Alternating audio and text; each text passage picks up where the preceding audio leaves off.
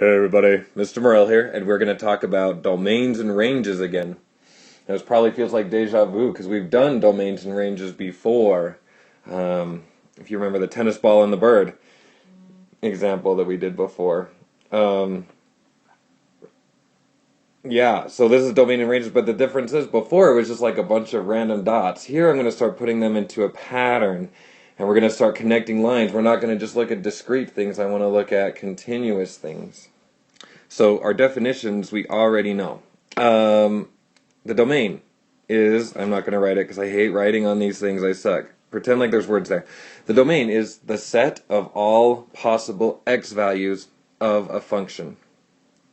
And the range is the set of all possible y values of a function. We've done that before.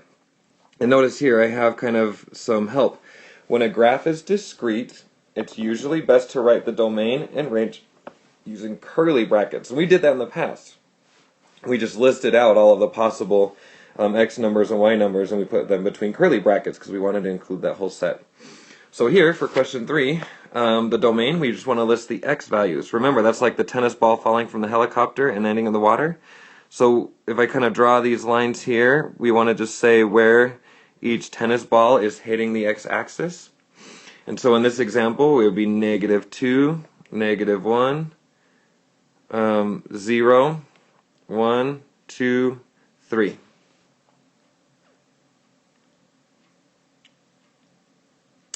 Then our range is going to be kind of where our birds line up with the y-axis. And always start at the bottom.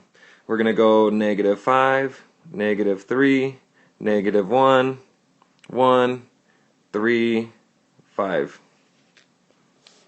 So let's come down here. Okay, so when a graph is continuous, it's best to use parentheses and square brackets, or a combination of the two. We use interval notation.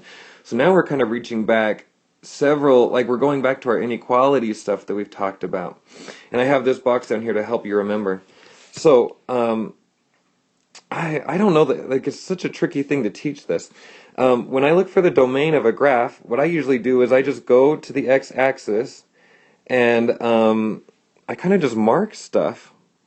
Like, I just want to show where the line is on the x-axis, and I include open circles and closed circles. So, like,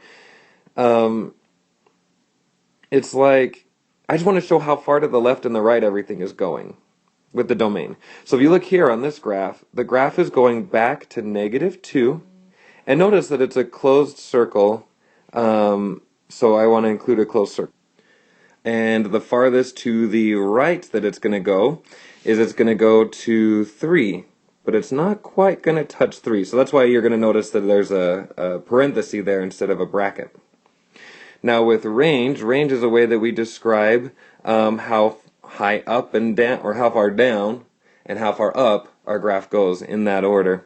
And it's always tricky for students. They struggle with it every year. So the lowest that this graph goes is down here, and it's going to go all the way up to here.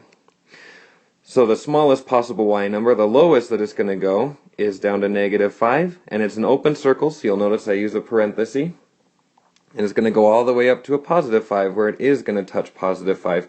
So I'm going to put a bracket there. The bracket's already there. Alright, let's go down to level 2. I'm going to kind of jump around here a little bit. So I'm going to do all of the questions, but I'll do the domain, and then the range, and then the domain, and then the range. So that's kind of my plan here.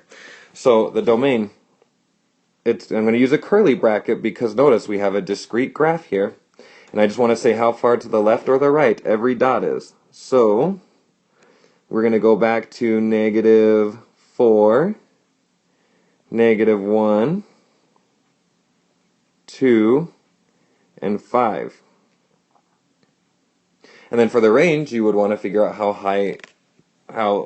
far up or down each of those dots are.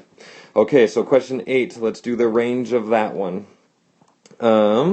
Let's see here. Okay, well I know I'm using parentheses and curly brackets, so I'm going to need the smallest number and the biggest number. So the range is going to tell you how low and how high these things are. So the lowest possible number is down here at -2, and the graph is going to go all the way up to a positive 1. We have an open circle at negative 2 and a closed circle at positive 1. Alright, now let's talk about the domain. So the domain is how far left and right. Okay, the domain of number 9. Well, the farthest to the left that the graph goes is negative 4. The farthest to the right that it goes is, it's actually going to go all the way to infinity. It's a little hard to see, but that is an arrow. So we're going to do an infinity. There's a solid circle at negative 4, and infinity is not a real number. So we're going to put a bracket there just to show that it's going to go on and on and on forever and ever. Alright, now let's talk about the range of number 10. So again, the range is how far down and how far up the graph goes. And it's a little hard to see, but these are arrows right here. Okay, so how far down does this graph go? Well, judging by this arrow over here, it's going to go all the way down to negative infinity.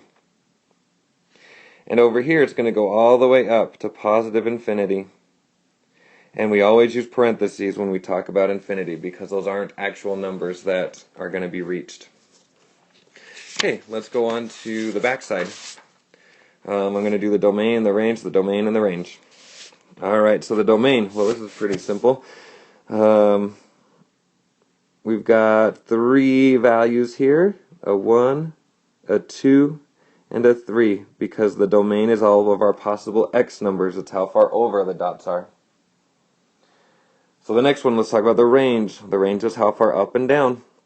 So the lowest point on this graph is at 1. And the highest point on this graph is infinity, because it just goes up and up and up.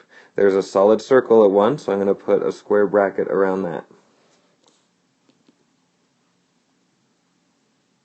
And infinity, again, we do a parenthesis. Okay, the domain. Alright, how far to the left and the right? Well, judging by this arrow, this graph is going to go all the way to the left, so it's going to go back to negative infinity. And this arrow is kind of tricky. It almost looks like there's an asymptote, but something that we've been talking about with exponential functions is exponential functions always have a horizontal asymptote, but they never have a vertical one. So we can assume that that is going to even continue to go all the way to the right to infinity. And question 14, let's talk about that range. Alright, what the lowest point on the graph is? Well, this graph is going all the way down, so the lowest point on the graph is going to be negative infinity.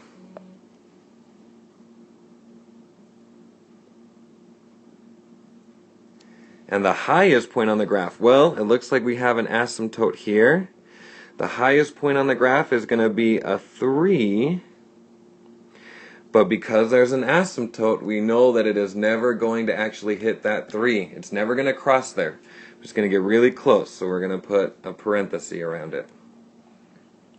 Alright, now we got some goofy looking graphs here. I'm going to do this domain and this range over here. Okay, the domain.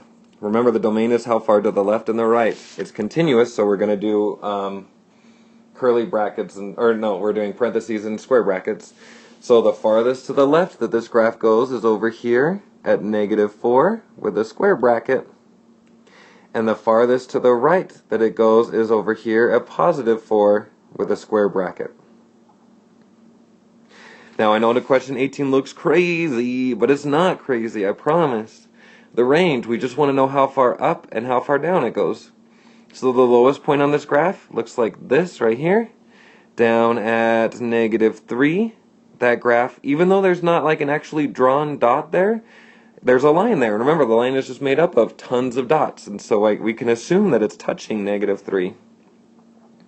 And then the graph goes all the way up here to a positive 3, and again, we can assume that it actually gets reached. Alright, so then for level 4, just all you're going to do is I give you the characteristics of the graph. There's a lot of different answers, but whatever graph you draw needs to meet these stipulations here. It's got to have the right domain and the range, a high point and a low point, all of these things. So, good luck with that assignment. I hope you have a great night. Talk to you later.